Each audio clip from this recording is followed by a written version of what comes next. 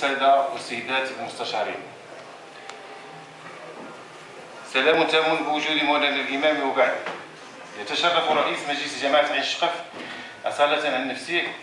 ونيابة عن كافة ساكنة هذه الجماعة وأعضاء مجلسها وموظفي وأعوان إدارتها أن يغتنم مناسبة زيارتكم لجماعة عين الشقف بعد الثقة التي حظيتم بها من طرف صاحب الجلالة حفظه الله بتعيينكم عاملا لجلالته على إقليم مولاي يعقوب. يتشرف رئيس هذه الجماعة وموظفيها ومستشاريها ليتقدم إليكم بأسمى عبارات الترحيب والتهاني وأغلى الأماني والدعاوى لكم بالتوفيق والسداد في مهامكم. وزيارتكم لنا اليوم نثمنها ونشيد بها ونعتبرها دعما معنويا وتحفيزا لمسايرة تطلعات الساكنة ومواكبة الأوراش والمشاريع التنموية التي تحتضنها هذه الجماعة،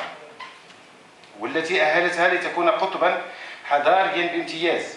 وذلك بفضل المشاريع الاستثمارية الضخمة التي وضع على بنيتها الأساسية صاحب الجلالة الملك محمد السادس أيده الله ونصره خلال تدشينه القطبين الحضاريين عين الشقف ورسمة. وللتذكير، تعتبر جماعة عين الشقف بوابة مدينة فاس